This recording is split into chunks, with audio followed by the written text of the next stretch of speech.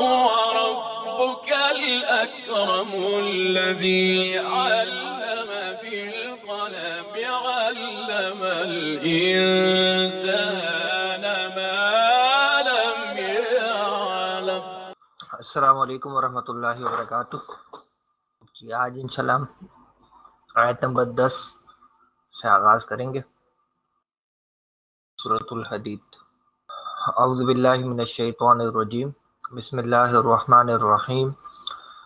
وما لکم الا تنفقوا فی سبیل اللہ وللہ میراث السماوات والارض لا یستوی منکم من انفق من قبل الفتح وقاتل اولئک اعظم درجة من الذین انفقوا من بعد وقاتلوا وکلا وعد اللہ الحسنى واللہ بما تعملون خبیر۔ صدق اللہ العظیم۔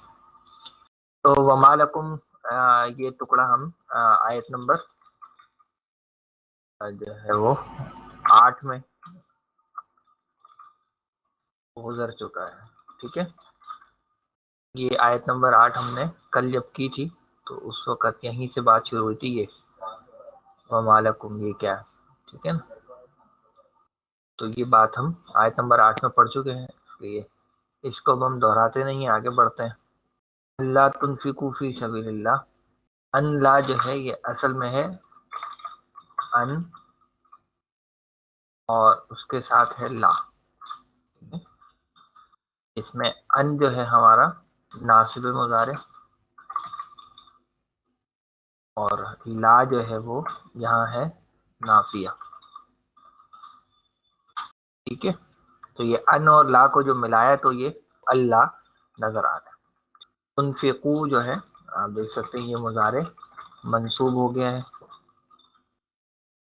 اور فی سبیل اللہ جو ہے یہ ہمارا متعلقہ فعل ہو جائے گا، جس میں فی حرف جار ہے، سبیل اس کی وجہ سے مجرور ہے اور خود یہ مضاف بن رہا ہے، اور لفظ اللہ جو ہے وہ اس کا مضاف ہے، اور یہ پورا متعلقہ فعل ہے۔ چلیں آئیے اب ہم تنفقو کو دیکھتے ہیں کہ یہ کیسے بنا ہے اور کیا اس کا مادہ ہے۔ نون، فا اور قاف، اور یہ یہاں باب افعال میں مضارع منصوب ہے، یہ جمع مذکر حاضر کا صیغہ ہے۔ تفعلون کے وزن پہ یہ بنے گا تنفقون، اور جب اس میں ہم ان داخل کریں گے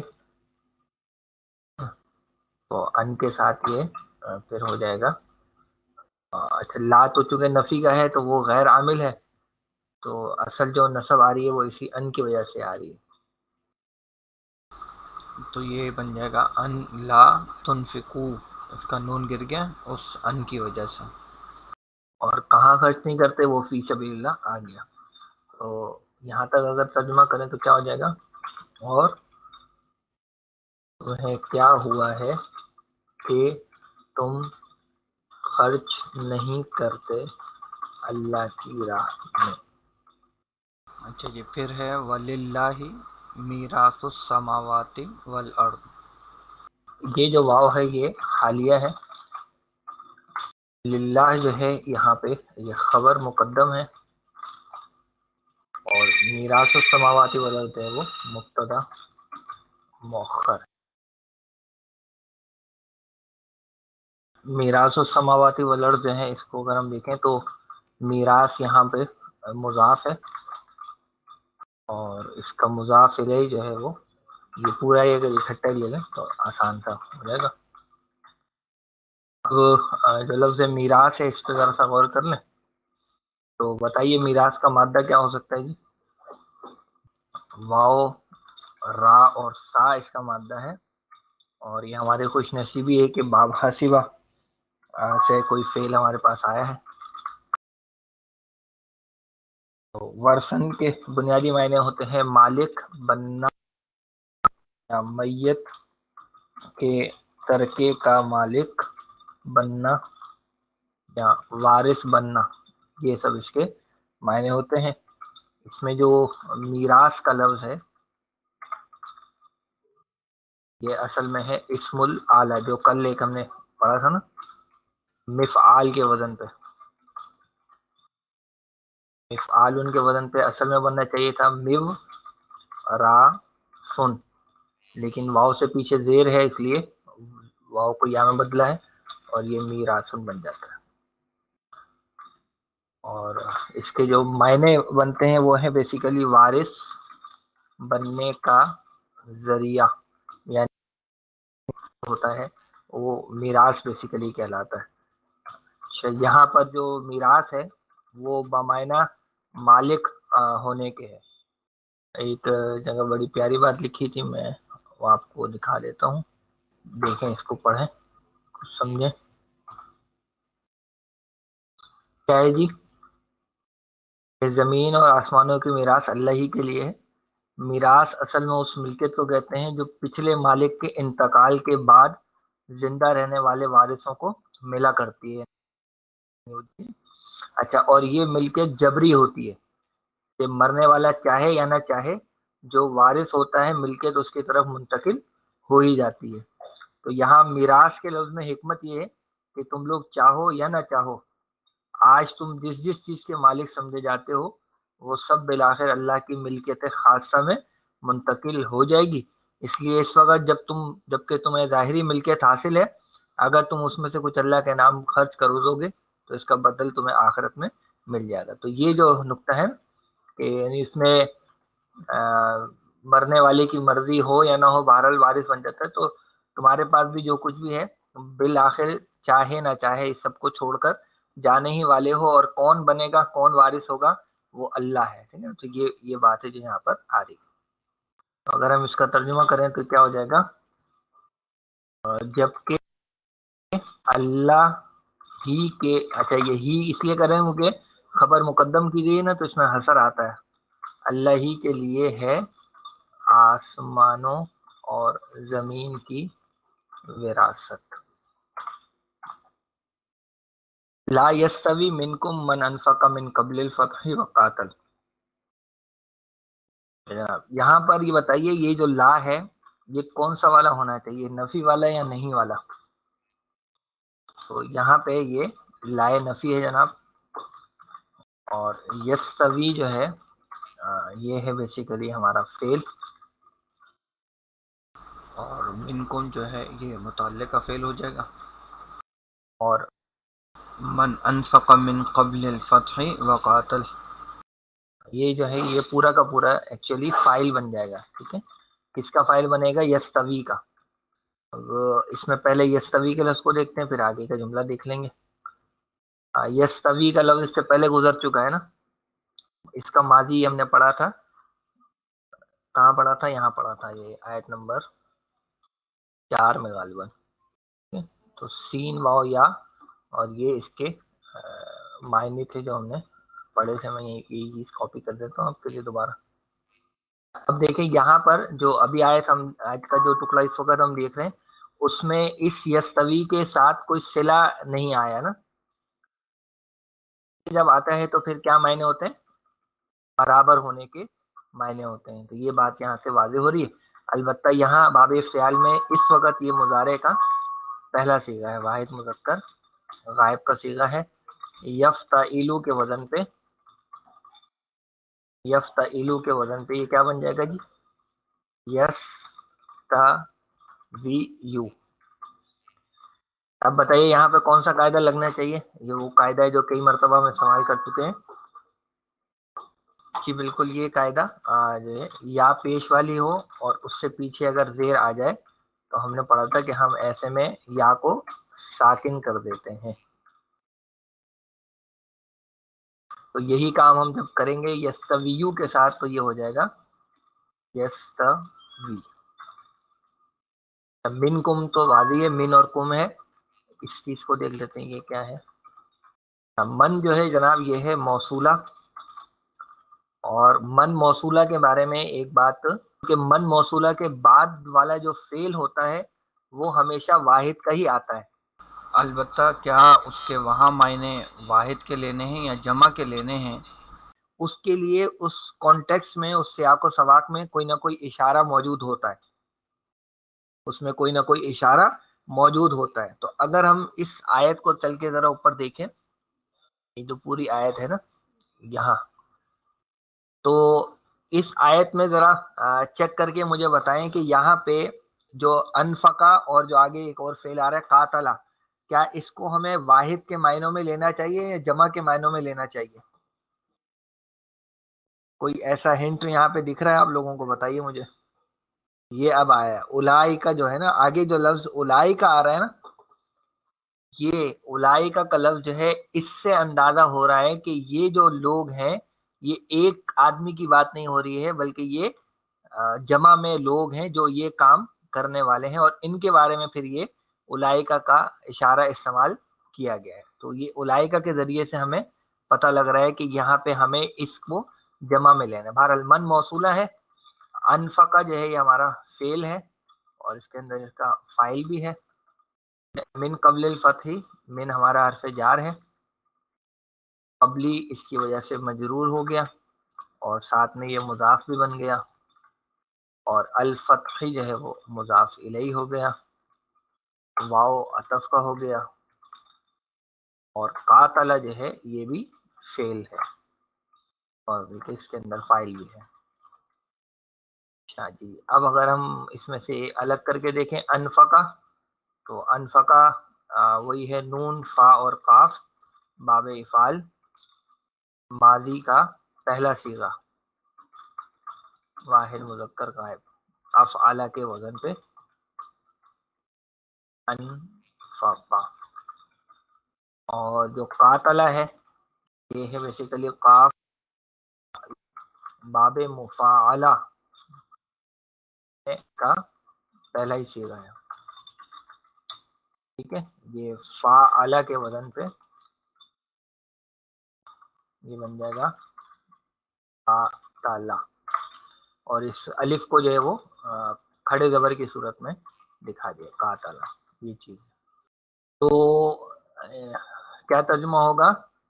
برابر نہیں ہیں. اب یہ ہم جمع میں لیں گے، ٹھیک ہے.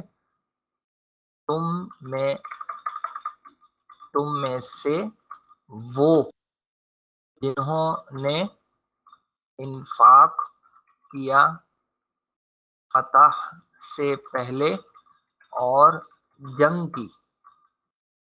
باب مفاعلہ میں قاف تا لام کے معنی جنگ کرنے کے، قتال کرنے کے ہوتے ہیں. ویسے جو یہ قاف تا لام جو ہے وہ باب نصرہ سے آتا ہے، اور وہاں معنی قتل کرنے کے ہوتے ہیں، ٹھیک ہے نا. قتل کرنا یہ یک طرفہ عمل ہے، جبکہ قتال کرنا یہ دو طرفہ عمل بن جاتا ہے، ٹھیک ہے. یہ باب مفاعلہ میں، تو یہ باب مفاعلہ میں اس کے معنی جنگ کرنا، قتال کرنا. تو اب یہ دیکھ رہے ہیں فعل تو یہ انفقہ واحد کا آیا ہے اور قاتلہ واحد کا آیا ہے، لیکن ہم جو ترجمہ کر رہے ہیں جمع کے اس میں کر رہے ہیں، یعنی جنہوں نے انفاق کیا، یہ نہیں کہہ رہے جس نے انفاق کیا، ہے نا. اور یہ جمع کے اس میں اس لیے کر رہے ہیں کیونکہ آگے ہمیں ہنٹ مل رہا ہے کہ جناب یہ بات جمع میں ہو رہی ہے، اور وہ ہنٹ کیا ہے وہ ابھی بتایا گیا، اولائکا کا لفظ. جناب اس میں اب اولائکا جو ہے یہ ہمارا مبتدا ہو جائے گا. اعظم جو ہے یہ ہے ہمارا اسم التفضیل، اور درجتن جو ہے یہ ہے اس کی تمییز، اور یہ اسم التفضیل اور تمییز مل کر آپ کہہ لیجیے کہ یہ خبر بن جائے گی اس مبتدا کی. یہ من الذین انفقوا من بعد وقاتلوا، یہ اسی بیسیکلی تمیز کے ذیل میں ہی، یعنی متعلقہ خبر کے طور پر ہم اس کو لیں گے. تو اس میں اب اعظمو کا لفظ دیکھ لیتے ہیں. اعظمو کا مادہ بات واضح ہے، عین ضا اور میم، اور یہ باب کروما سے آتا ہے، بہت کم الفاظ ہوتے ہیں، اور اس کا مصدر بنتا ہے عظو ما تن، اور اس کے بیسک میننگ ہوتے ہیں بڑا ہونا، ٹھیک ہے، بزرگی کے اعتبار سے. تو اس میں بنتا ہے اسم افعلو کے وزن پہ، افعلو کے وزن پہ یہ بن جائے گا अज़मु, और इसके मायने हो जाएंगे ज़्यादा बड़ा या सबसे बड़ा। ये डिपेंड करता है कि ये तफजीले बाज है या तफजील कुल। इसमें जो इसमें तफजील होता है, इसमें तफजील की दो अकसाम होती हैं, जनाब। एक होता है, हम कहते हैं तफजील बाज, इसको इंग्लिश के एतबार से समझिए ये होता है कंपैरेटिव डिग्री। और दूसरी जो इसकी किस्म होती है वो है तफजील कुल। तफजील कुल, इसको इंग्लिश के एतबार से कहते हैं सुपरलेटिव डिग्री। तो ये अरबी के अंदर ये कंपैरेटिव और सुपरलेटिव डिग्री का काम ये इस्म तफजील के ज़रिए से लिया जाता है, ठीक है। अच्छा, इसमें तफजील बास को पहचानने का एक अमूमी तरीका ये होता है कि उसमें मिन का जो है वो हर्फ जार इस्तेमाल होता है। उस जुमले में मिन का लफ्ज़ जो है वो इस्तेमाल होता है। ये पहचान बनती है कि यहाँ पे कंपैरिजन हो रहा है। और अगर कभी आपको मिन का लफ्ज़ नज़र ना आए तो एक अमूमी बात ये होगी कि वहाँ पे तफजील कुल जो है वो इस्तेमाल हो रही होगी। इसमें खैर तफसील है, लेकिन अभी फ़िलहाल मैं एक अमूमी पहचान आपको बता रहा हूँ। तो यहाँ पर आप देखें इस आयत के अंदर आकर, तो यहाँ पर आ रहा है मिन। तो इससे हमें ये पता लग गया कि ये कौन सी तफजील है, तफजील कुल है या तफजील बाज है। जी, तफजील बाज है। इस मिन के ज़रिए से ये हमें पता लग रहा है, बिल्कुल। और ये जो दरजतन का लफ्ज़ है ये हालत नसब में आया है तमीज़ होने की वजह से। अब तमीज़ क्या होती है? अगर हम सिर्फ करें उलाइका आज़मू, उलाइका आज़मू, तो इसका मतलब ये होगा कि वो ज़्यादा बड़े हैं। तो अभी एम्बिग्यूटी इसके अंदर मौजूद है, कुछ कंफ्यूजन मौजूद है, भाई किस एतबार से बड़े हैं, किस पहलू से बड़े हैं। तो वो पहलू इस लफ्ज़ के ज़रिए से वाज़े कर दिया गया, दराजतन, यानी दर्जों के एतबार से अजीम है, दर्जों में बड़े हैं। तो अब इस लफ्ज़ ने आकर तमीज़ कर दी, उस उलझन को दूर कर। ये इस तरह के अल्फाज को हम कहते हैं तमीज़। और तमीज़ का ज़्यादातर जो इस्तेमाल है वो इस्म तफजील के साथ होता है। ज़्यादातर मैंने कहा है, हमेशा ऐसा नहीं होता, उसके अलावा भी तमीज़ का इस्तेमाल हो जाता है, लेकिन ज़्यादातर इस्म तफजील के साथ ही तमीज़ आपको मिलती है। ये हो गया जी। अच्छा, एक चीज़ आप लोगों को यहाँ पर और समझाने हैं। देखें, उलाई का जो है वो तो जमा था, उलाई का जो है वो यहाँ जमा था, लेकिन आज़मू जो है वो तो वाहिद आ गया। इस पे आपने तवज्जो नहीं दी। ऐसा क्यों हुआ है? यानी मुब्तदा तो उलाई का यानी जमा में था, लेकिन जो उसकी खबर आई है आज़मू, वो वाहिद इसम आ गई है। हालांकि इसकी जमा जो है वो बनती है, यानी इसकी अगर हम जमा आपको बनाए तो दो तरह से इसकी जमा सालिम भी बनती है, आज़मूना भी बन सकती है, इसकी जमा मुकस्सर भी बन सकती है, आज़िमू। ये दोनों इसकी जमा बनती है। तो ये होना चाहिए था उलाइका आज़मूना दरजतन या उलाइका आज़िमू दरजतन। चलिए अब मैं आपको बताता हूँ, जब भी आपने तफजील बास का मफहूम लेना है तो एक तो आपको मिन नजर आएगा वहां पे, दूसरा ये कि इस्म तफजील का सीगा हमेशा वाहिद मुज़क्कर का इस्तेमाल होगा। जब भी आपने तफजील बाज लेना है तो आपको ये करना पड़ेगा, फिर चाहे आपका मुब्तदा मुअन्नस ही क्यों ना हो, ठीक है ना, चाहे मुब्तदा कोई मुअन्नस ही क्यों ना हो, लेकिन जब कंपैरिजन करना होगा, कंपैरेटिव डिग्री में लेकर आएंगे तो हमेशा वाहिद मुज़क्कर का ही इस्म तफजील इस्तेमाल करेंगे। हालांकि इसकी मुअन्नस भी बनती है। आज़मू की मुअन्नस क्या होगी? आज़मू की मुअन्नस होगी उज़्मा। ये फ़ौला के वजन पे ये है, ठीक है ना। और इसकी जमा भी बनती है मुअन्नस में, वो बनती है उज़मुन। अगर आपने कंपैरिजन करना है, कंपैरेटिव डिग्री करेंगे तो फिर हमेशा वाहिद मुज़क्कर का ही सीगा आप इस्तेमाल करेंगे।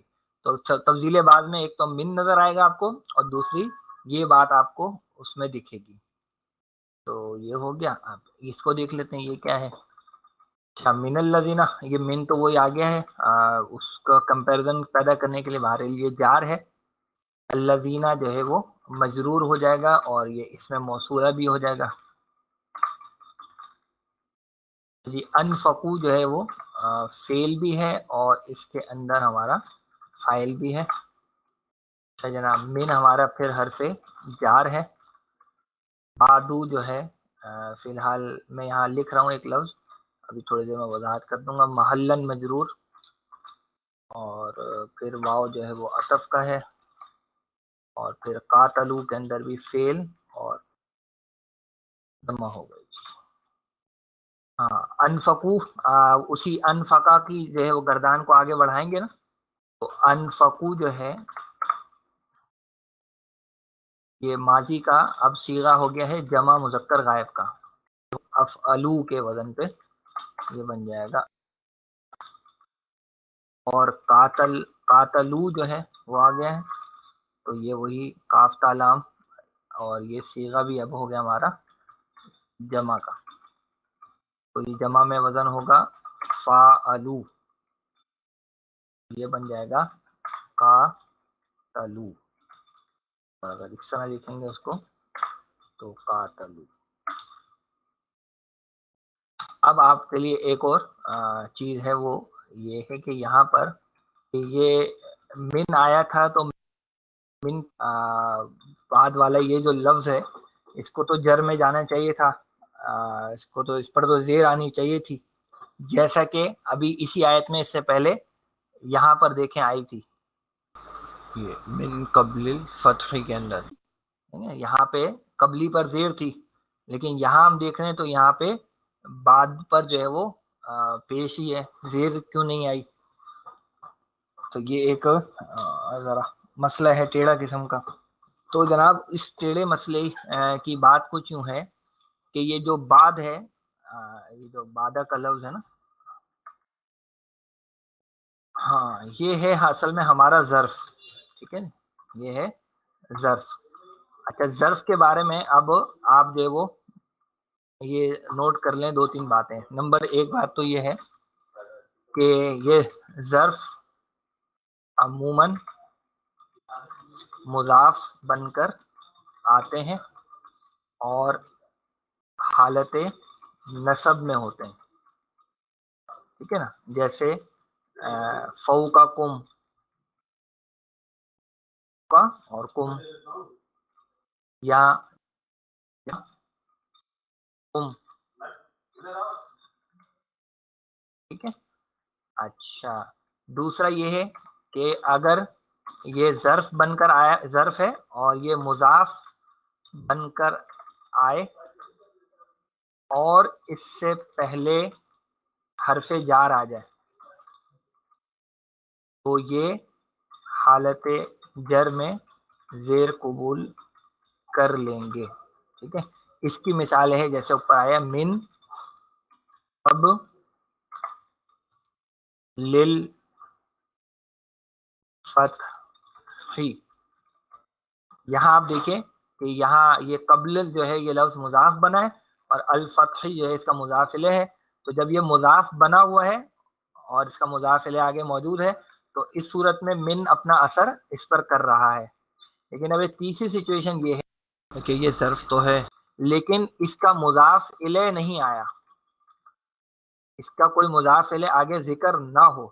تو جب اس کا مضاف الیہ نہیں آتا تو ایسی صورت میں یہ رفع پر مبنی ہوتے ہیں، ایسی صورت میں یہ رفع پر مبنی ہوتے ہیں، یعنی حرف جار کے آنے سے بھی ان کی حالت تبدیل نہیں ہوتی. لیکن میں نے اوپر کیا لکھا تھا، یہ میں نے لکھا ہوا محلن مجرور، یعنی اس کا جو مقام ہے وہ من کے بعد وہ جر کا ہی ہے، لیکن چونکہ ہم نے اس کا مضاف الیہ ہٹا دیا ہے، کیونکہ ہم نے اس کا مضاف الیہ ہٹا دیا ہے تو اس کی جدائی کی وجہ سے یہ اب مبنی ہو گیا ہے. وہ کہتا ہے کہ میرا مضاف الیہ تم لوگوں نے چھین، ایسے ہی اپنی پوری زندگی گزاروں گا، مجھ سے پہلے جو مرضی لگا لو، من لگا لو، فی لگا دو، کچھ بھی لگا دو حرف جار میں سے، میں اپنی جگہ سے ٹس سے مس ہونے کو تیار نہیں ہوں. یہاں پر لگ رہا ہے دیکھیے یہی چیز اگر ہوتی اس طرح سے، میں آپ کو بتاؤں، اگر یہ چیز ہوتی کہ من اور اس کا ہم کوئی مضاف الیہ لے آتے، مثال کے طور پہ یہی الفتح کا لفظ جو ہے یہ مضاف الیہ کے طور پر ہم لے آتے، تو پھر یہ جو بعد ہے یہ حالت جر میں زیر قبول کر لیتا، یہ اسی طرح ہو جاتا، من بعد الفتح ہو جاتا، یہ من بعد الفتح ہو جاتا۔ تو یہ صرف بات کا ہی نہیں ہے، آپ دیکھیں گے قرآن مجید میں آپ کو اس کی مثالوں میں من قبلو بھی ملے گا، جب اس کا مضاف الیہ نہیں ہوگا تو پھر یہ حالت رفع میں مبنی رہے گا، من قبلو، من بعدو، اور من حیثو، اس طرح سے جو بھی آپ دیکھ لیں۔ تو یہ ہے جناب علی یہ اس پر پیش آنے کی وجہ۔ چلے میرے خیال سے اکٹھا ہی کر لیں گے، تو جو آگے بڑھتے ہیں اب ہم لیتے ہیں یہ حصہ۔ تو اس میں جو واو ہے وہ واو استئناف کا ہے۔ اچھا کلن جو ہے جناب علی مفعول اول ہے اس وعدہ کا، وعدہ کا جو لفظ ہے اس کے دو مفعول آتے ہیں، ٹھیک ہے نا، تو وعدہ خود فعل ہے، اللہ جو ہے وہ اس کا فاعل ہے، اور الحسنہ جو ہے یہ اس کا مفعول ثانی ہے۔ اب یہ جو کلن کا جو لفظ ہے ابھی اکثر یہ مضاف بن کر ہی آتا ہے، لیکن جب اس کا مضاف الیہ ہٹا دیں تو پھر اس کی تنوین اس پر واپس آ جاتی ہے، اور چونکہ یہ یہاں پر مفعول بن کر آیا ہے اس لیے حالت نصب میں یہ آپ کو نظر آ رہا ہے کلن، یعنی اس کی جو رفع ہوگی وہ ہوگی کلن، نصب میں کیا ہو جائے گا کلن، اور جر میں کیا ہو جائے گا کلن، کلن کلن اور کلن۔ تو اچھا یہ بھی عام طور پر مضاف بن کر آتا ہے،